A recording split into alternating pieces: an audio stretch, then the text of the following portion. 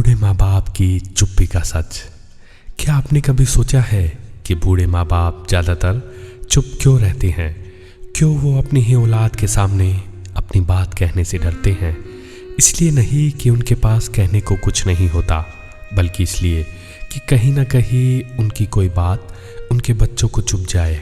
चुप्पी में भी एक समंदर छिपा होता है। माँ बाप का दिल कभी खाली नहीं होता है। बोलना चाहते हैं मगर रुक जाते हैं। औलाद की खुशी के लिए सब सह जाते हैं। एक समय था जब वही माँ बाप अपने बच्चों को हर छोटी बड़ी बात समझाते थे। कब खाना है, कब सोना है, कब खेलना है, हर बात उनके होठों से निकलती थी। बच्चे बार बार पूछते और माँ बाप 100 बार जवाब देकर मुस्कुराते थे। लेकिन वक्त ने करवट बदली।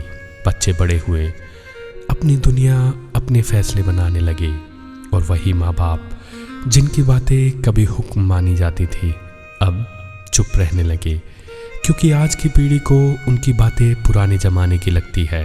बूढ़े माँ बाप सोचते हैं अगर कुछ कह दिया तो बच्चे बुरा मान लेंगे, कहीं घर का माहौल खराब ना हो जाए।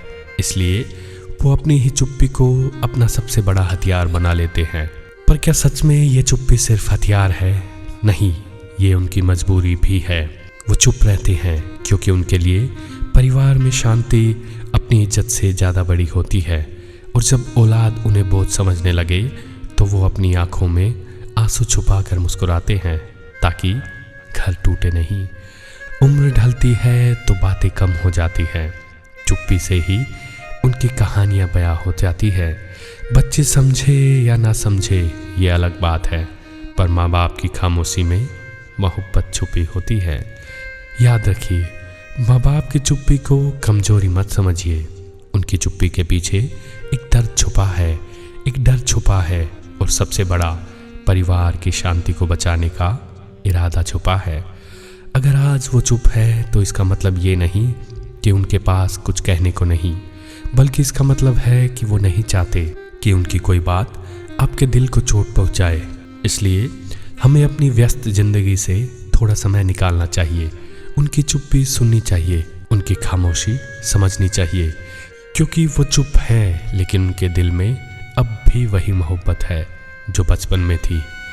चुप है मगर टूटे नहीं हैं, थके हैं मगर रूठे नहीं हैं। औलाद से शिकायत नहीं करते क्योंकि माँ बाप बूढ़े हैं, पर प्यार में बूढ़े नहीं हैं।